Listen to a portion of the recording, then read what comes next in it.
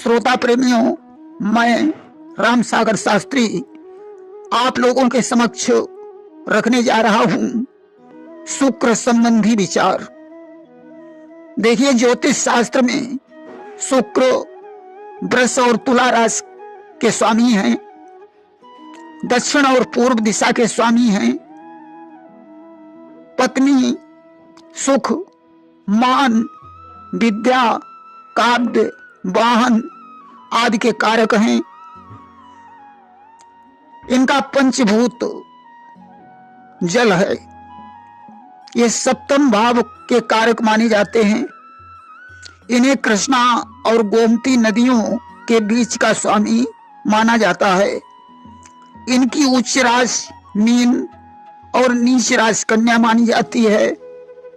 इनका रंग सफेद है तथा बृहस्पति देव पुत्र, धन, विद्या और धर्म के कारक माने जाते हैं। इनका रंग पीला है। इन्हें धन और मीन राशि का स्वामी माना जाता है। इनकी उच्च राशि कर्क और नीच राशि मकर मानी जाती है। इन्हें पूर्वोत्तर दिशा का स्वामी माना जाता है। इनका पंचभूत आकाश है। इन्हें पंचम भाव का कारक माना गया है। पुरुष ग्रह तथा गौतम नदी से बिंद पर्यंत देशों का स्वामी माना जाता है। बृहस्पति देवताओं के गुरु हैं और शुक्र राक्षसों के गुरु हैं। जब वामन भगवान ने शुक्राचार्य की बाईं आंख फोड़ दी तो उन्होंने इन्हें वरदान दे दिया कि काने व्यक्ति को देखकर अपशकुन माना जाता है, परंतु तुम्हारे बगैर कोई शुभ कार्य नहीं किया जाएगा।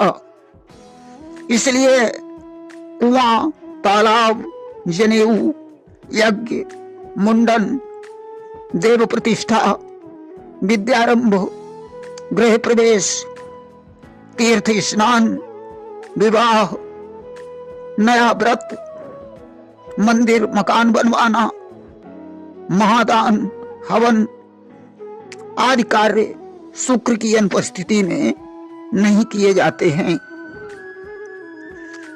नवीन वधू का प्रवेश तथा नवीन वधू के लिए प्रथम व्रत रहना भी वर्जित माना जाता है।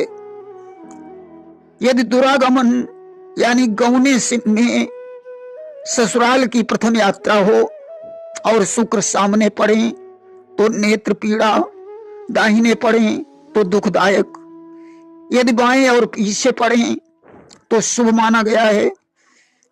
यदि शुक्र पश्चिम में अस्त हो तो पूर्व की यात्रा शुभ, पूर्व में अस्त हो तो पश्चिम की यात्रा शुभ है।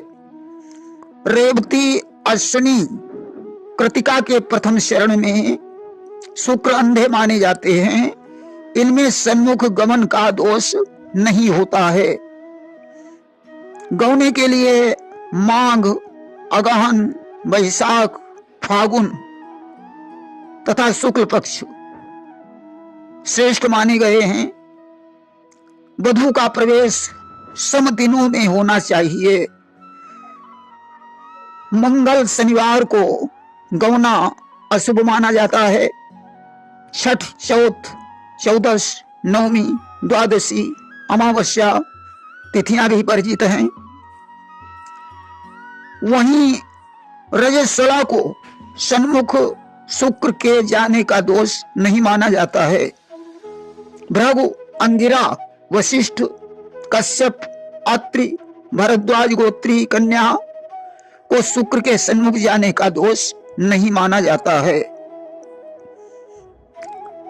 दैनिक यात्रा, जीर्ण गृह निर्माण, नवीन वस्त्र धारण,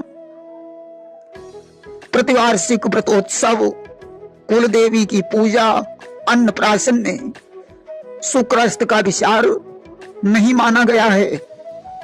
देखिए, शुक्र को सास का कारक भी माना जाता है। शुक्र का बल न मिलने पर सास का सुख नहीं मिलता है। सूर्य का बल गिरने से ससुर का सुख नहीं मिलता।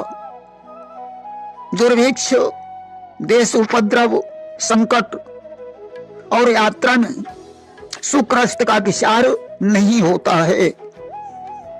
देखिए, उदय के 252 दिन के बाद जब शुक्र पूर्व में अस्त होते हैं तो 72वें दिन पर पश्चिम में उदय होते हैं और 250 दिन के बाद फिर पश्चिम में अस्त होकर 59वें दिन पर पूर्व में उदय होते हैं। अर्थात पूर्व में 72 दिन के लिए और पश्चिम में 59 दिन के लिए अस्त होते हैं। जब शुक्र का उदय पूर्व में हो तो 3 दिन का बालत्व काल और अस्त हो तो 15 दिन का वृद्धत्व काल वर्जित माना जाता है। यदि पश्चिम में उदय हो तो 10 या 5 दिन का बालत्व काल और 15 या 10 दिन का वृद्धत्व काल माना जाता है। वहीं इनके वृद्धत्व और बालत्व के 5-7 दिन स्वीकार कर लिए गए हैं। अर्थात 5 या 3 दिन का बालत्व वृद्धत्व जरूर मानना चाहिए। रेवती से मृगशिरा तक शुक्र को अंधा माना गया है। इसमें सन्मुख और दाहिने का दोष नहीं माना जाता है। विवाह में गुरु शुद्धि का विचार और गौने में शुक्र शुद्धि का विचार, रौने में राहु शुद्धि का विचार एवं चतुर्गमन में चंद्र शुद्धि का विचार अवश्य करना चाहिए। गृह प्रवेश में मंगलवार को अश्विनी नक्षत्र, यात्रा में शनिवार को रोहिणी नक्षत्र तथा विवाह में गुरुवार को पुष्य नक्षत्र मान्य है, ऐसा मुहूर्त चिंतामणि में कहा गया है। इसी प्रकार विवाह में मलमास को भी निषेध माना गया है। विवाह आदि कार्य शुक्र अस्त में नहीं किए जा सकते हैं। यदि कोई विशेष समस्या हो तो शुक्र का आवाहन करके विवाह आदि के अतिरिक्त कुछ काम किए जा सकते हैं। यहाँ तक कि शुक्र के अस्त होने पर शुक्र की मणि धारण करना, भंडार भरना, हल जोतना, संगीत का कार्य करना, इत्र का काम करना, मित्रता करना आदि को विशेष शुभ नहीं माना जाता है।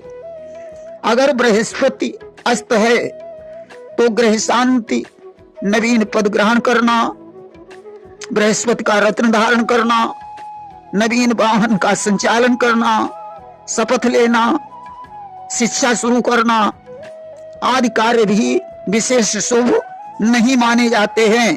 प्रेम से बोलिए वृंदावन बिहारी लाल की जय।